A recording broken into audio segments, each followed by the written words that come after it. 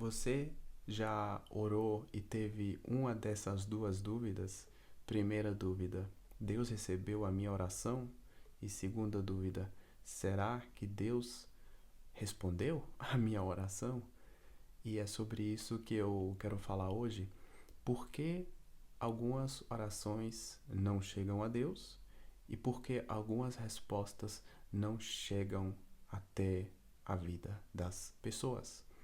E para ilustrar isso, eu criei aqui esse gráfico e eu quero que você imagine o seguinte, tá?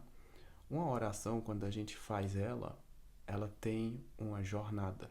Imagina que isso aqui é você, tá? E você faz uma oração a Deus. A oração, ela tem que chegar a Deus, porque Deus, ele está no céu e nós estamos aqui na terra, né? Então, o que que acontece? A oração, ela tem que passar por três níveis. Ela passa pelo primeiro céu, onde estão os aviões, as nuvens, tudo que você vê de azul, quando você olha para cima, aquilo é o primeiro céu.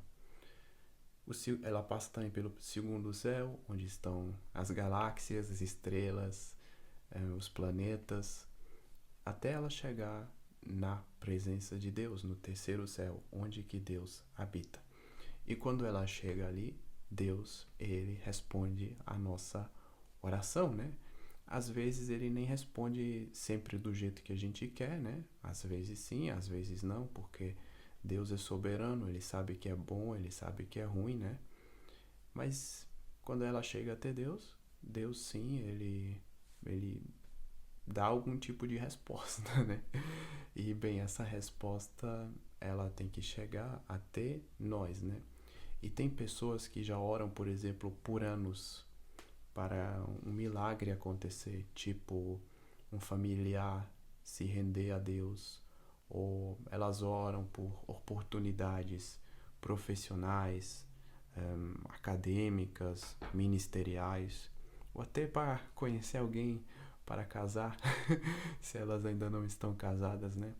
As pessoas oram por muitas coisas, por uma cura, e às vezes se perguntam por que aparentemente a resposta não chega, né?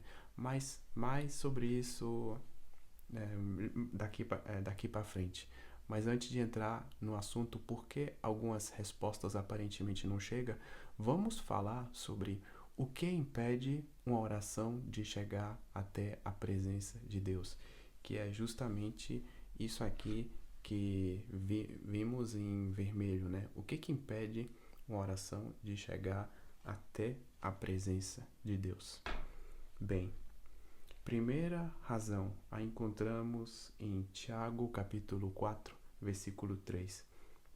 E quando pedis, não recebeis, porquanto pedis com a motivação errada, simplesmente para esbanjardes em vossos prazeres.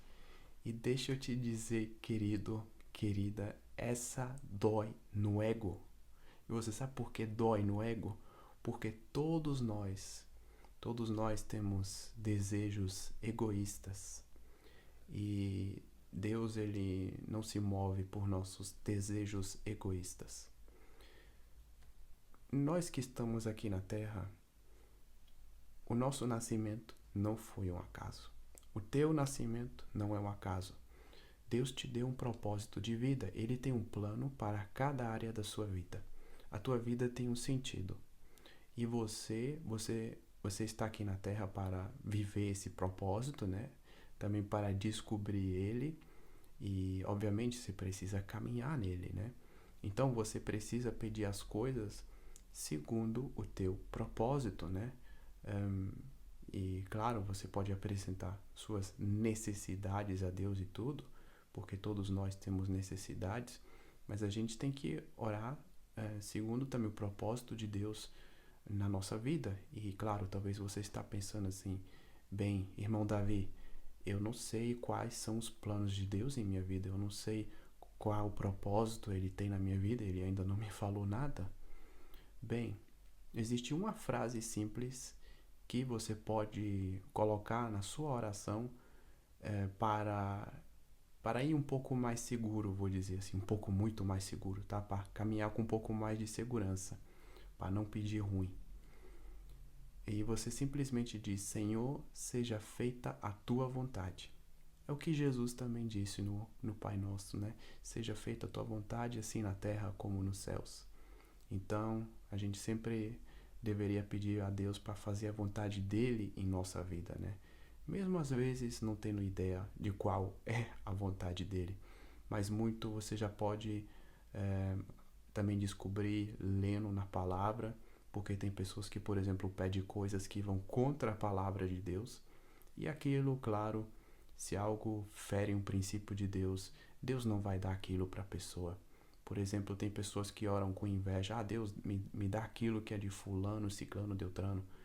Bem, Deus fala pra gente não cobiçar aquilo que é dos outros. Ele não vai te dar. É tão simples assim. Então, a gente tem que conhecer também o caráter de Deus. E a gente conhece o caráter de Deus através da leitura da palavra, né? E através também de experiências com Ele. A segunda razão a encontramos em Salmos 145, versículo 18. O Senhor está junto de todos aqueles que invocam seu nome, de todos que clamam por sua presença com sinceridade. Quando a gente ora, a gente precisa entrar na presença de Deus com o coração sincero. Orar não é você pegar um papel, pegar um texto e ler aquilo, tá? Tem pessoas que elas leem um salmo e elas pensam que aquilo é orar. Não, aquilo é você declarar um salmo. Aquilo não é oração, aquilo é uma declaração. Você pode declarar salmos. Você pode usar a palavra de Deus como base. Mas a oração é um diálogo pessoal entre você e Deus. Deus, ele se importa mais com você do que você imagina. Ele tem prazer em ouvir a sua voz.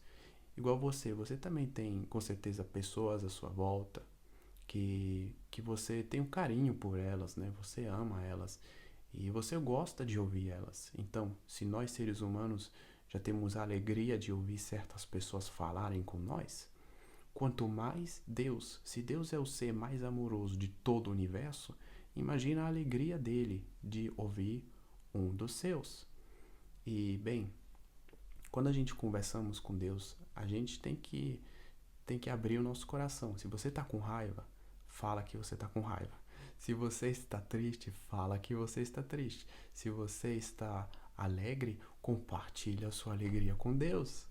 É assim, é abrir o coração. Se você tem dúvidas, bem, coloca para fora. Se você está preocupado, coloca para fora. Se você precisa de uma direção, coloca isso para fora na presença de Deus.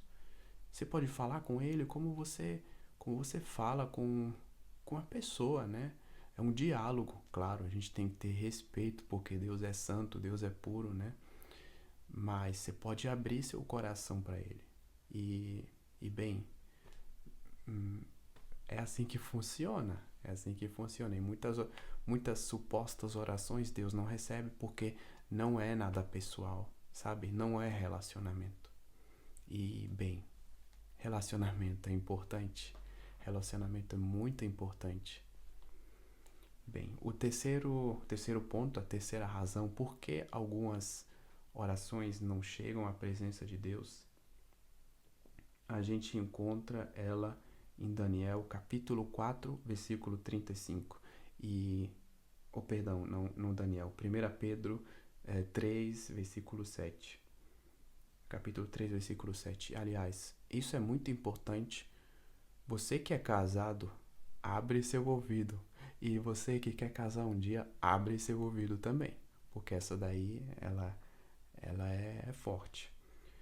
Exatamente da mesma maneira, vós, maridos, vivei com vossas esposas a vida cotidiana do lar, com sabedoria, proporcionando honra à mulher como parte mais frágil e co-herdeira do dom da graça da vida, de forma que não sejam interrompidas as vossas orações. Eu sei que aqui está falando das esposas, mas a gente tem que ter claro, a palavra de Deus, ela ensina princípios, tá?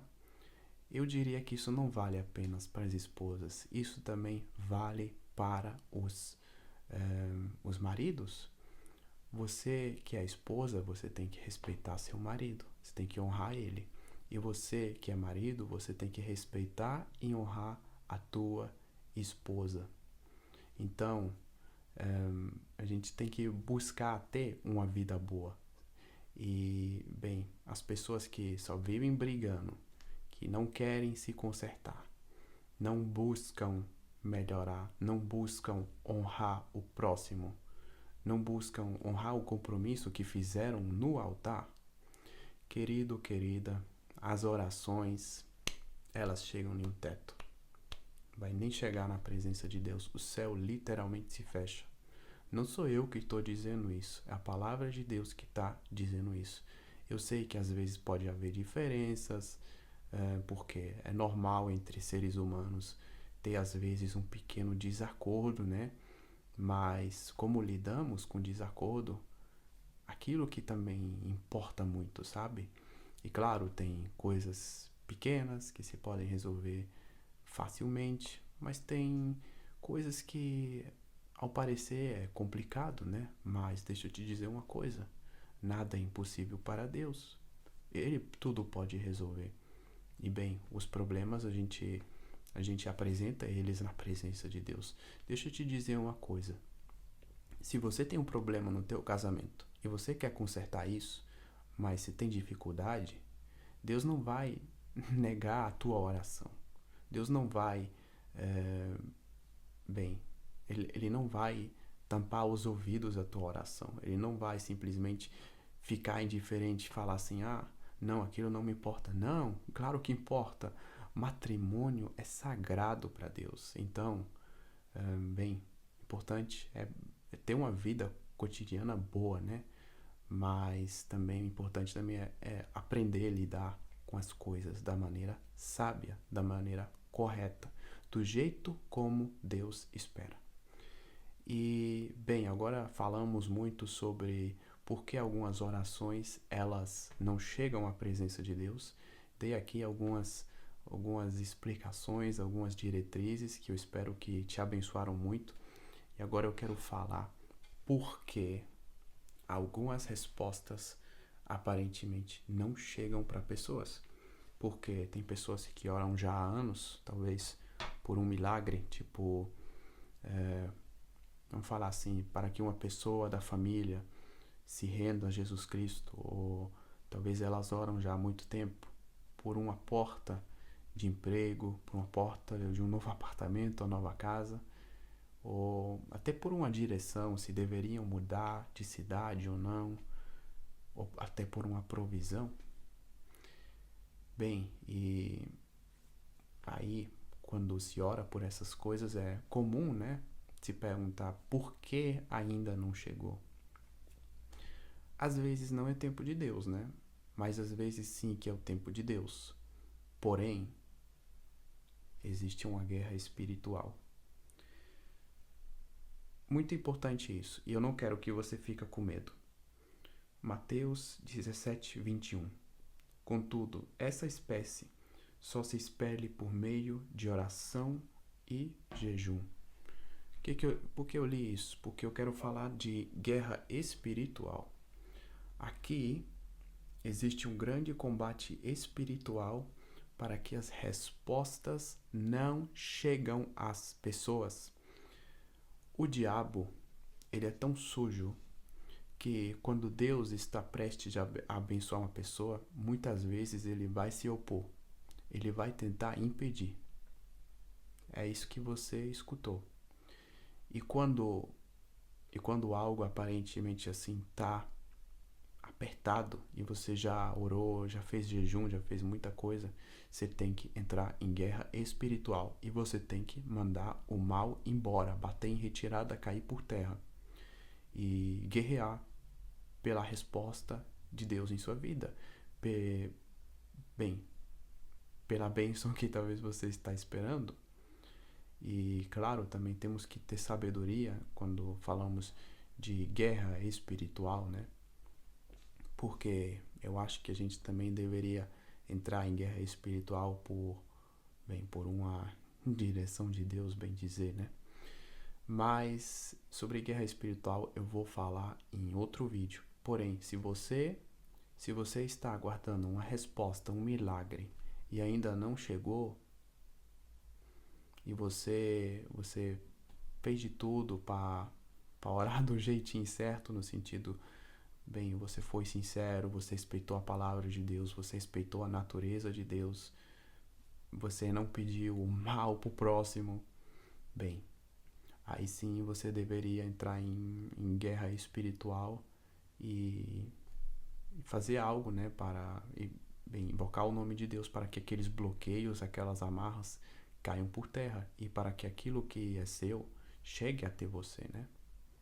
E bem, é isso que eu queria compartilhar com você no dia de hoje. E para terminar esse vídeo, eu quero ler mais um versículo, tá? E encontramos ele em Daniel capítulo 4, versículo 35. Todos os povos da terra são como nada diante dele. Ele age como bem lhe apraz, com os exércitos dos anjos e com os habitantes da terra. Ninguém é capaz de se opor à sua vontade ou questioná-lo, dizendo: explica-te por que ages assim.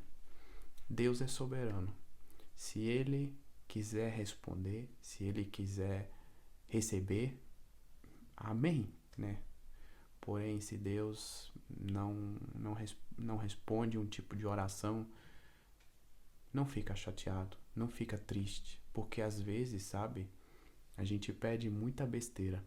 Eu já pedi muita besteira a Deus, muita besteira, e se eu tivesse olhado, bem, olhando agora para trás, assim, como anos se passaram, eu literalmente penso: Senhor, obrigado por não ter me concedido alguns desejos que eu tinha antes. Porque às vezes a gente pede coisa, sabe, que é destrutiva, que poderia nos destruir. A gente às vezes é como uma criança mimada na presença de Deus. E imagina, uma criança mimada vê uma faca e vê que, bem, é legal como ela corta, né? E ela pede para os pais: papai, mamãe, me dá uma faca. Qual é o risco dela se machucar, dela fazer alguma besteira com aquela faca? É grandíssimo. Os pais não vão dar uma faca, os pais não vão dar um isqueiro para uma criança que bem, acha aquilo talvez engraçado, ela vai se machucar. Bem, eu na minha infância, eu já brinquei algumas vezes com fogo, não vou mentir, já peguei algum fósforo, um isqueiro e acabei me queimando. Bem, obviamente, se eu tivesse pedido aos meus pais me dar um trem assim, eles teriam dito que não, mas eu fui teimoso e peguei, né? Então, a culpa foi minha, né? Então a gente não pode ser crianças mimadas, né? E o bom é que quando você entrega a sua vida a Deus, né? E ele toma as decisões para você, você não se queima. Você até pode ficar um pouco chateado, mas você não vai se queimar, você não vai se machucar quando você confia na resposta e na sabedoria de Deus. Bem, é isso então. Deus abençoe sua vida, Deus abençoe sua família. E se você não é inscrito, inscreva-se e deixa um like nesse vídeo, compartilha. E até a próxima. Fique na paz.